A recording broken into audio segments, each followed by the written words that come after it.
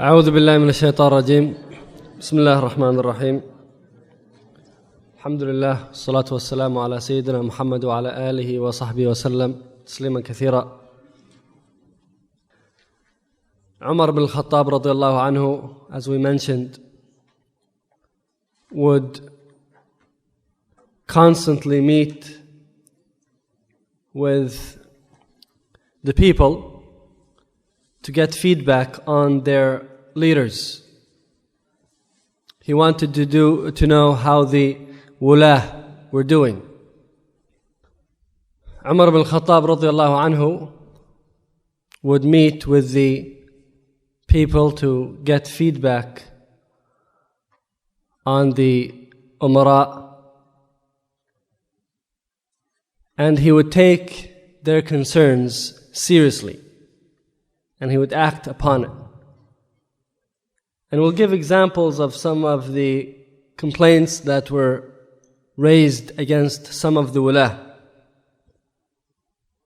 Some men from Banu Asad, from Kufa, they came to Amir al-Mu'mineen Umar bin Khattab radiallahu anhu, and they complained about Sa'd ibn Abi Waqqas. Sa'd ibn Abi Waqqas radiallahu anhu was one of the 10 given the glad tidings of Jannah, one of the first believers, and they came and complained about him. And they chose an interesting timing. It happened while the Muslims and the Persians were preparing for war. The Muslims were preparing and the Persians were preparing for the great battle of Nahawand. So these men knew very well that Umar bin Khattab, especially before a battle would start, he wanted to make sure of wahdat al-saf, the unity of the Muslims. Because the last thing you want to do is go to battle when you have disunity. So Umar bin Khattab was very, very keen on ensuring that the Muslim Jama'ah is unified and one. There's no dissent, there's no division, there's no fitna, there's no gossip. He wanted to make sure that the Muslims are on one heart. So for them to choose that timing right before the Battle of Nahawand tells you something. Umar bin Khattab, when he heard their complaints, he said, إن الدليل على ما عندكم من الشر نهوضكم في هذا الأمر وقد استعد لكم من استعدوا وأيم الله لا يمنعني ذلك من النظر فيما لديكم وإن نزلوا بكم. It is evident that you have evil intentions in your complaints because you chose this timing when you know that we are preparing to meet the enemy and the enemy is preparing to meet us. Nevertheless, that won't prevent me from looking into your concerns. Umar bin Khattab, again, his farasa is never wrong. He said, I believe that you're lying. And you are choosing this time to cause fitna. Because you know that we are in dire need of having unity now, so you know that I'm going to take your concerns very seriously. And that's why you chose this timing. But he said, nevertheless, I'm not going to drop this complaint. I'm going to look into it. So he sent Muhammad ibn Maslama. Muhammad ibn Maslama was the Sahabi who was entrusted with the responsibility of investigating in these issues. Muhammad ibn Maslama is one of Al-Ansar. And by the way, he was the head of the special operations team that assassinated Ka'b ibn al-Ashraf under the commands of Rasulullah sallallahu alaihi wasallam. It's a very famous name in the books of Seerah. And the hadith that talks about this special mission is in Al-Bukhari. So Muhammad ibn Maslama was one of the well-known Sahaba of Rasulullah sallallahu alaihi wasallam. So Muhammad ibn Maslama, he goes to Al-Kufa, and At-Tabari says he would take Sa'd ibn Abi Waqqas to each masjid, and they would hold an assembly with the people, open public meeting. And in front of everyone, publicly, Muhammad ibn Maslama will say, do you have anything against your Amir Sa'd ibn Abi Waqqas? And At-Tabari said, because in those days, private investigations or investigations in secret were something that they wouldn't do. All of their investigations were done in public inquiry. It's not like you go and give the nasiha secretly and silently and not hurt. No, when it came to the wala, doesn't matter if they're hurt, if their feelings are going to be hurt. It's done in public. Everybody comes in.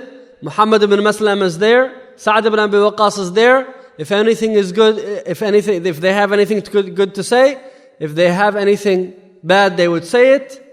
And Muhammad ibn Maslam is going to report everything back to Amir al-Mu'mineen.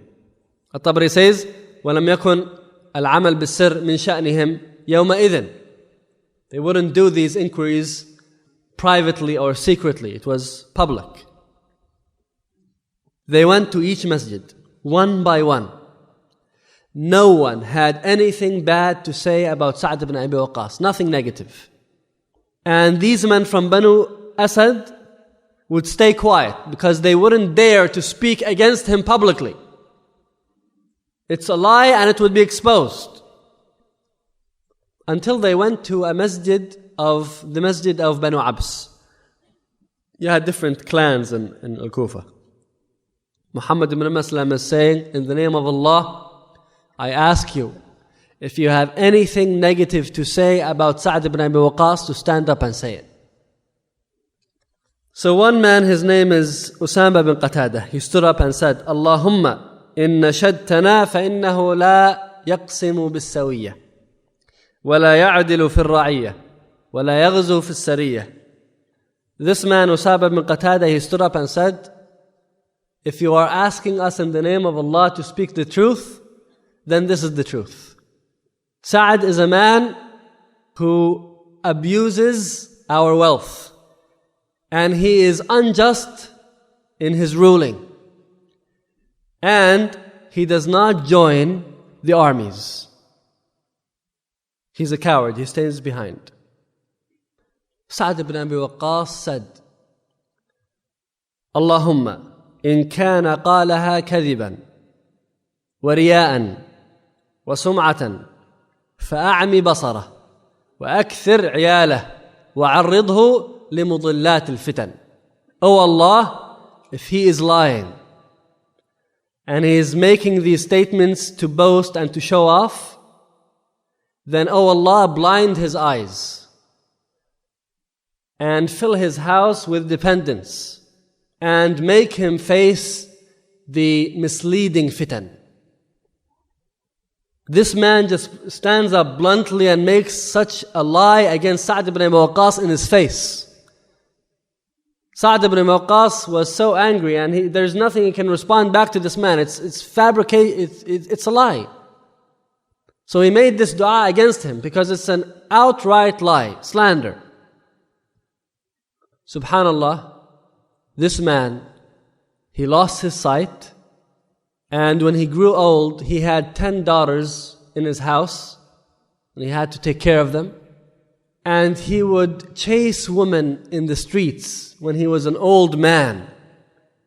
An old man with his eyebrows covering his eyes and he's blind. He would go around the streets chasing women. And when they would come and prevent him from doing that and tell him, you should have taqwa in Allah Azza wa Jalla and stop what you're doing. Look at you, you're an old man. What are you doing? He would say, I was struck by the dua of a blessed man, Sa'd ibn Abi Waqqas. With the other men from Banu Asad, Sa'd ibn Abi Waqqas made a dua against them and said, Allahumma arridhum li jahd al-bala. Oh Allah, make their lives difficult. These men were all killed a violent death. One of them was torn into pieces by swords. The other one was stabbed with the butts of the swords, with the handles of the swords, until he died. And on with the rest. All of them received the wrath of Allah Azza wa Jal because of the dua of Sa'd ibn Abi Waqqas. To add to their slander, they said that Sa'd ibn Abi Waqqas doesn't know how to pray. And he is preoccupied with hunting. Sa'd ibn Abi Waqqas, he said, إِنِّي لَأَوَّلْ رَجُلْ أَهْرَقَ دَمًا مِنَ الْمُشْرِكِينَ. I am the first man in Islam to spill the blood of a mushrik, a disbeliever. And I am the only one whom Rasulullah ﷺ sacrificed his father and mother for both. In the Ghazwa of Uhud, Rasulullah ﷺ would say, إِرْمِي سَعَدْ فِدَاكَ أَبِي وَأُمِّي. O Sa'ad, shoot them, may my mother and father be sacrificed for you. Rasulullah ﷺ was telling Sa'ad, may my father and mother be sacrificed for you. Sa'ad ibn Abi Waqqas said, never did Rasulullah ﷺ combine both his father and mother for anyone but me. And then he said, and there was a time when I was 1/5 of Islam. He was the 5th man to become Muslim. And then Banu Asad claimed that I could not pray. One of the earliest Muslims given the glad tidings of Jannah, and I cannot pray. Something to learn from this is beware of the dua of the oppressed. Nothing stands between it and Allah. Rasulullah ﷺ says, Allah responds to the prayers of the oppressed even if he is an unbeliever. And Rasulullah ﷺ says, nothing stands between the dua of the oppressed and Allah. It climbs through the heavens like a spark of lightning. Nothing stands between it and Allah Azza wa Jal. Also, you want to be especially careful that none of the awliya of Allah Azza wa Jal, the righteous, make a dua against you. Nor should we slander the awliya of Allah Azza wa Jal. Be careful, beware of speaking against the friends of Allah Azza wa Jal.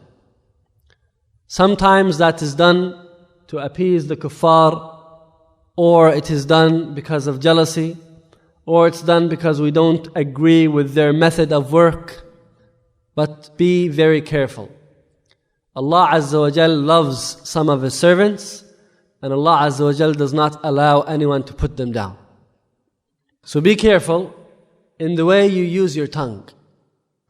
Rasulullah ﷺ said, people are thrown in hellfire on their faces because of what their tongues reap.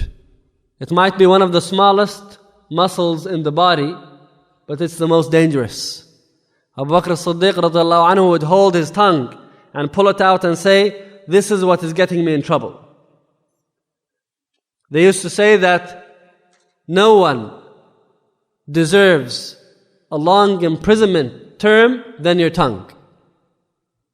Arrest it and put it in jail and leave it there. Give it a life sentence. Because a word, when it comes out of your mouth, it can never be retrieved again. That's it. It goes out, it cannot go back again. If it's said, it's a done deal. So we need to make sure that we use our tongue wisely. These men lost their lives because of slandering Sa'd ibn Abi Waqqas. Usama bin Qatada, it took him a few seconds to make that statement in the masjid. He lost his entire life. Towards the end of his life, an old man running down the streets, he's saying, أصابتني دعوة الرجل المبارك. I was struck by the dua of a blessed man. So if you ever slandered a righteous man or woman, if you ever spoke against any of the awliya of Allah Azza wa Jal, make sure that you make istighfar. And make sure that you compensate for talking against them by talking for them, by praising them. The way you do that, if you spoke against a person in a meeting of 20 people, try to find a similar meeting of 20 people and speak good about such a person. Try to make up for the sin by a similar good deed. إن الحسنات يذهبن السيئات. Hasanat wipe out the sayyat. The good deeds would wipe out the evil ones.